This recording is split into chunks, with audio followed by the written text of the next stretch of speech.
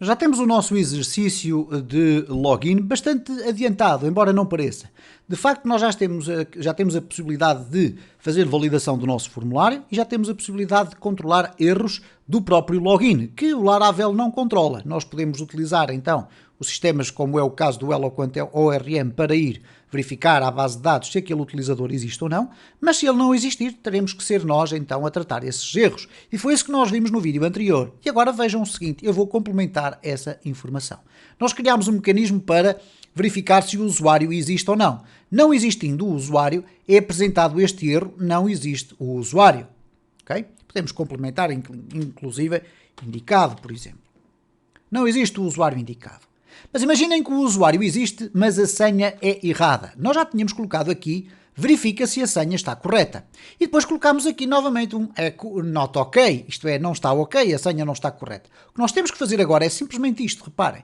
Eu vou copiar isto que aqui está, vou colocar aqui e vou dizer aqui ao sistema, eu vou aqui, se calhar, colocar o texto um bocadinho mais bem organizado, vou dizer erro, neste caso, password inválida, ou senha inválida. Claro que o tipo de mensagens que eu vou mostrar ao meu usuário fica ao vosso critério. Nós podemos simplesmente dizer, sempre a mesma mensagem, login inválido, para não estar a indicar ao utilizador se um determinado e-mail está registado ou não, ou se uma determinada password é válida ou não. São questões de segurança que agora não interessa discutir, mas é importante que vocês vejam isso. Isto é, se um usuário não existir, ou se ele existir e a sua senha estiver errada, a mensagem deverá ser tendencialmente sempre login inválido. O utilizador pode ser mal intencionado, pode estar a tentar verificar se um determinado endereço de e-mail já está registado ou não, e dependendo do tipo de mensagem que vocês vão apresentar, ele vai ficar com essa informação. Mas nós aqui, por uma questão de distinguir cada um dos erros, nós estamos a fazer isto de forma escalpelizada, isto é, desmontada, para que vocês consigam perceber estas dinâmicas. Então, nós temos aqui a verificação se o usuário existe ou não e a verificação da sua senha. Ora, se ele não existe, primeiro vai ser apresentado este erro. No caso dele existir, o erro já não vai ser colocado na sessão, vai passar para esta verificação, verifica se a senha corresponde, a senha não corresponde, apresenta um erro, senha inválida, e retorna novamente ao login. Finalmente, se ele passar por estas duas validações, temos então que criar a sessão. Bom, vamos fazer aqui muito rapidamente o teste. Nós temos aqui alguns usuários, neste caso dois. Um é o user@gmail.com e a sua senha é abc123. Mas eu vou colocar aqui 1, 2, 3, 4, 5, 6. Ora, o utilizador existe, a senha não. Vamos clicar aqui em entrar e reparem, senha inválida. Portanto, o nosso sistema já está a funcionar. Então, se eu colocar aqui o user@gmail.com e o abc123, está tudo correto. Vamos clicar em entrar, vamos ter então a sessão. Bom, nós não trabalhamos ainda a questão da sessão no que diz respeito à criação de uma sessão depois de um login válido. Então, vamos dizer aqui que o login é válido. Ora, o que é que nós vamos colocar aqui? Vamos criar na sessão informações utilizando um conjunto de variáveis, pode ser apenas uma, indicando que há um utilizador logado. Tradicionalmente é utilizado, por exemplo, o ID do utilizador, porque isso vai permitir, por exemplo, também, quando estamos a fazer mecanismos de verificação de permissões, etc., que seja utilizado esse ID do utilizador da sessão para nós podermos manipular a base de dados, atualizar a base de dados, etc. Outras vezes podemos utilizar o username, e o username sendo único na nossa base de dados também poderá servir para nós podermos fazer essas atualizações. Ora, o que nós já tínhamos feito aqui, no entanto, era o seguinte, reparem, no index nós já tínhamos aqui uma verificação se o usuário está logado. E neste caso estamos a perguntar à sessão se ela contém uma variável chamada usuário. Se ela não contém, ok, o que é que vai acontecer? Vai ser executado este bloco, que é aquele que nos permite apresentar o formulário de login. Então nós vamos colocar na sessão o usuário e vamos lhe dar o seu nome. Então vamos aqui, session, vamos colocar aqui put, e agora vamos colocar aqui usuário, que é o nome da variável, e aqui nós vamos colocar o nome do usuário. Ora, nós não precisamos de inventar muito, porquê? Porque o nome do usuário já está aqui, isto é, ele foi validado com todas estas verificações, ele já existe ali. Então nós podemos chegar aqui ao usuário e colocar aqui o usuário. E agora temos então um usuário na sessão. O que é que nós vamos fazer agora? Vamos redirecionar novamente para não para o login, mas para o início da nossa sessão. Vamos colocar aqui index. Index, eu não sei se chama index. Ok, é esta, é o index. Então, quando chegar aqui vai ser criada a sessão e o usuário vai estar logado. Então vamos aqui regressar novamente, vamos aqui voltar atrás, vamos refrescar tudo isto, vamos colocar aqui o user@gmail.com, já validámos os erros, já verificámos que está tudo a funcionar, ABC123, vamos clicar aqui em entrar e cá está, o utilizador está logado. Ora, o que é que significa isto na prática no nosso código? Quando nós chegamos a este ponto, colocamos o utilizador na sessão e redirecionamos para o início do nosso controlador, ele vai perguntar, existe na sessão um usuário? Sim, existe, então está logado. Caso contrário, ele teria que mostrar novamente o login. Bom, vocês agora vão ter um problema, porque é o seguinte, se nós temos uma sessão criada, como é que nós agora vamos voltar ao nosso formulário de login? Bom, reparem aqui o seguinte, se eu escrever aqui login, nós vamos ver o formulário de login. Mas será que faz algum sentido nós termos o nosso formulário de login a ser apresentado quando na prática nós temos um usuário que está logado?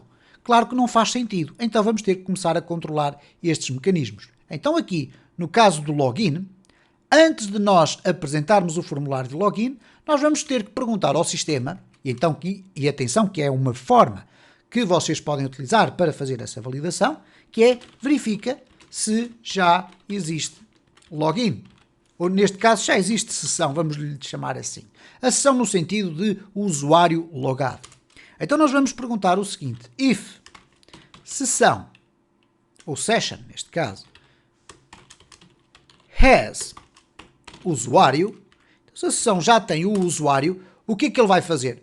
Não vai permitir que este código seja apresentado ou executado. Ele faz o return, redirect, route, index. Isto é, se alguém tentar entrar diretamente no login, estando um usuário já logado, ele vai redirecionar para aqui. Ao redirecionar para o index, o que é que ele vai fazer? Vai perguntar novamente se já há um usuário logado e vai executar isto que aqui está. É tão simples quanto isto.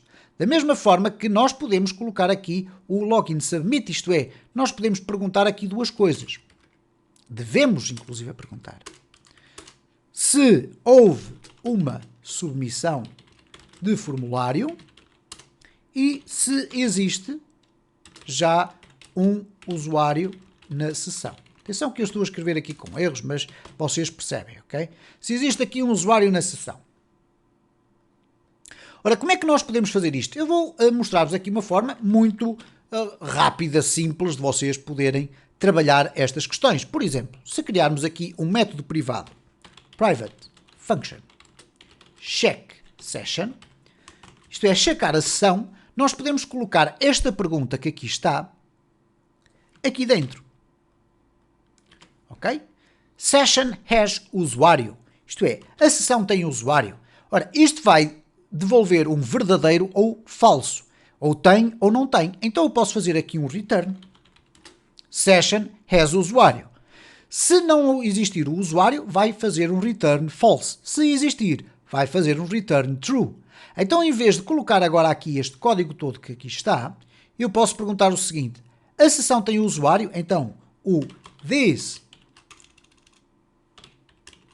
check session. Ok? Isto é, vai perguntar se tem sessão. Se tiver sessão, ele volta true e então apresenta o logado. Caso contrário, volta false e vai executar a segunda parte do código. Então nós podemos passar a partir de agora, em vez de usarmos tudo isto que aqui está, eu vou colocar o this check session. E vocês podem lhe dar o nome que bem entenderem, não há qualquer problema. Ok? Então temos aqui o this check session. Vamos verificar aqui se nós temos sessão ou não. Ok? Neste caso, nós podemos simplesmente fazer isto. Reparem, já existe a sessão, vamos aqui redirecionar. Isto para o caso de alguém conseguir submeter o formulário por via travessa, isto é, da parte fora da nossa aplicação. Vamos segurá-la desta forma. Mas também queremos perceber se a execução deste método resulta da submissão de um formulário. Então nós vamos perguntar aqui, vamos aqui remover tudo isto e vamos colocar aqui, verifica se houve submissão de formulário. Neste caso, esta verificação até faz mais sentido estar aqui antes da outra. Isto é, se não houve um formulário submetido, nem vale a pena ir verificar se existe sessão ou não. Estamos a tentar executar este método de forma indevida.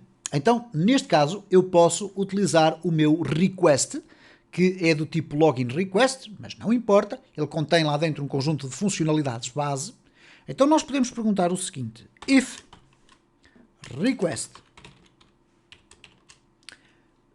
is method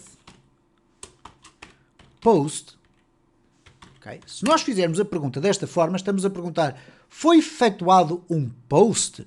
E então, neste caso, o código que queríamos executar aqui dentro era o código real, isto é, ok, houve uma submissão, então vamos executar o código aqui. Ora, como nós não queremos executar o código aqui dentro, queremos sim verificar se não foi um post, então bastará nós colocarmos aqui o sinal da negação. Se não houve nenhum post, o que é que nós vamos fazer? Vamos redirecionar novamente para o início da nossa página. Nem sequer vamos redirecionar para o login, ou seja, o que for.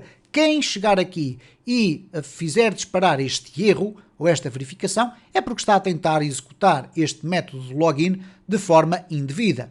Nós podemos tentar executar isto e ver o que é que acontece. Se eu colocar aqui login submit, reparem o que é que vai acontecer. Ok, há aqui um problema. Ele diz: the get method is not supported for this route. Ok? Então, nós estamos a tentar colocar aqui um login que na prática não está identificado aqui como sendo do tipo correto. Neste caso, nós temos aqui login submit, ele tem aqui um post, mas, no entanto, ele tem aqui um erro. Ele diz-nos o seguinte: the get method is not supported for this route. Okay? Supported methods é o post. Ora, este conjunto de erros aparece porque nós estamos numa fase de desenvolvimento. Em produção, nós iremos ter erros diferentes, erros do tipo 404, ou erros 500, internal server error, etc. De qualquer das formas, a utilização destes mecanismos de validação que eu aqui coloquei são absolutamente fundamentais para que vocês garantam que o código que deve ser executado aqui dentro é um código que está suficientemente barrado e bloqueado, ou blindado, será a expressão mais correta, por um conjunto de validações que nos vão permitir saber que quando eu chegar aqui na execução deste meu código, já foi verificado se o método está correto ou não, se a sessão está correta ou não, etc.